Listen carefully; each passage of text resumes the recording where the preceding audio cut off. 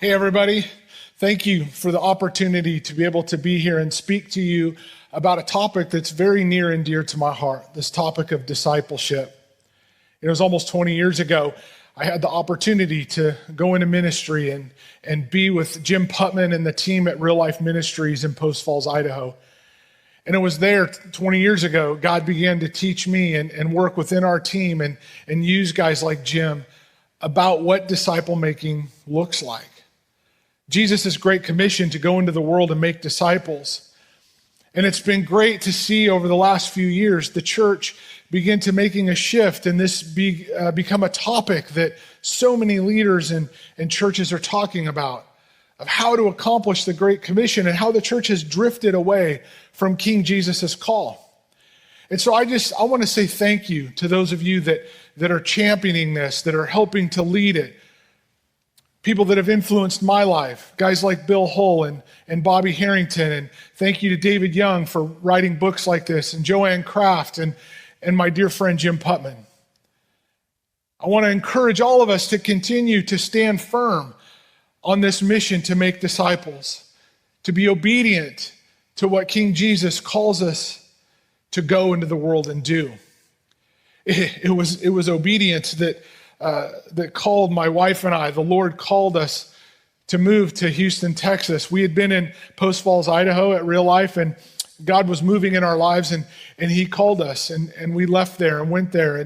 And I'm telling you what a change that was.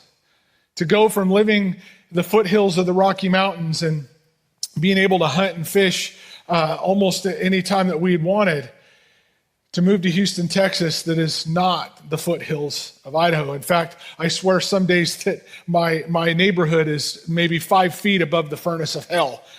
It gets hot in Houston. It's such a change. But we're thankful for it because God has used that in our lives and to continue to teach us about going into the world and making disciples. Amber and I, with our 4 kids, we moved to Houston, and I have 2 girls and 2 boys. My girls are 19 and 18, and my boys are 15. And no, they're not twins. One of our sons is adopted from Ethiopia. They're great kids.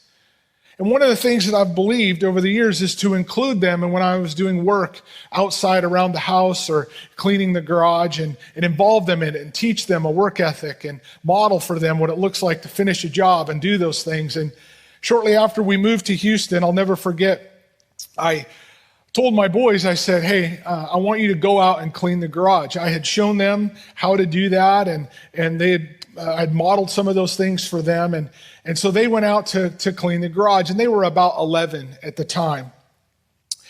And I stayed in the house for a little bit to see how they would do, and I began making our lunch, and so when we were finished, they would have something to eat, and while I was getting the bread out and the things, the sandwiches and all those, I hear this scraping noise from the garage. And I hear the 2 of them laughing hysterically. And so scraping and 11-year-old boys laughing is not a good sound to be coming from the garage. And how in the world could they be having this much fun? So I got nervous and I ran and I opened the door and looked into the garage. And here my son Garrett is on his bike with a rope tied to his seat. And at the other end of the rope is my other son sitting in a plastic tote holding on to the rope. And in the other hand, he has a broom. And my son is pulling my other son around the garage in some kind of weird bike tow, Zamboni, sweep the garage thing. And I said to them, what are you doing? They said, Dad, we're cleaning. Of course we're cleaning. Now, I didn't know whether to laugh or cry in that moment. I mean, I had sent them out there to clean the garage, and they had turned it into something else that they wanted to do. And I wonder if that's how Jesus views us sometimes. I mean, He told us to go and make disciples.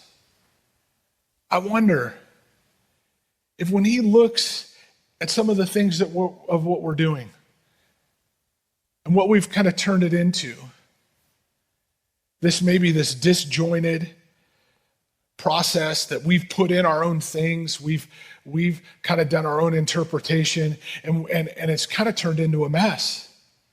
In fact, in some ways, I think the church has completely forgotten what the original is supposed to look like. Has not even an awareness to it. I don't know how many times I've had conversations with pastors that have said to me, Brandon, I have no idea how to make a disciple. I've never been discipled. So here's my challenge to us, the leaders, to us in the church. To get things back on track, we have to go back to being obedient to what King Jesus called us to do. In 1 Thessalonians, Paul talks about disciple making, and he praises the church. In Thessalonica, he says, you guys have become a witness, an example to all the churches in this part of the world. And he says, you have imitated us as we have imitated Christ. The process of imitation demands obedience to the original. Did you hear that? The process of imitation demands obedience to the original. Paul didn't go into Thessalonica and then just create some process of whatever he wanted or whatever he felt like to do.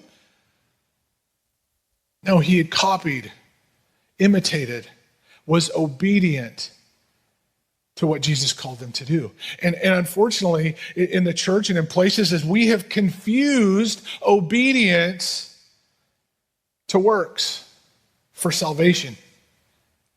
That we've confused these things. I love what Matthew Bates says, is that salvation comes from our allegiance to Christ.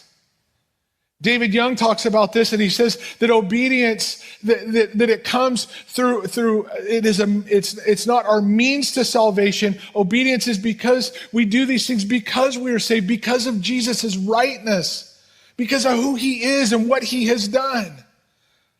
And those are Jesus' words to us. He says in John 14, he says, anyone who loves me will obey me. Church, we have to stop using the excuse to not be obedient because we're so afraid that we're saying that it has to do with salvation. All we need to do is read the book of Galatians, and we know that our works are not what save us. But we can't forget that we serve a great and mighty King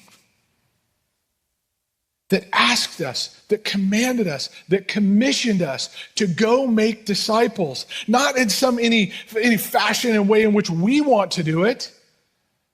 I go back to my boys. I sent them out to go clean the garage, to do a task that I had modeled for them, shown them what to do, where the things go, how to use the broom, and they had substituted in from their 11-year-old minds what they wanted to do. Now I went out and I had to correct them and help them and put the things away and walk alongside them, and I left them to finish cleaning the garage, and they did a great job. And I believe they did it because they wanted to obey their dad. They wanted to be obedient. But we have to stop giving into the culture. We have to stop worrying about doing the things and chasing the next new shiny objects. And we have to get back to being obedient to what King Jesus called us to do. As I said, if we want to get this back on track and we want to see the kingdom of God expand, then we, us as leaders, have to follow the example that Jesus Christ set for us. We have to obey his teachings, obey his model. He's the one that designed the church. He's the one that designed the plan of how disciples are made. Not only the church of where disciples are made here in the context of his church and his family and his body, but how disciples are made. I challenge you, church leaders, to get back to Jesus' methodology, to look in the scriptures at how he made disciples and obey what he asked us to do. We have some cleaning to do.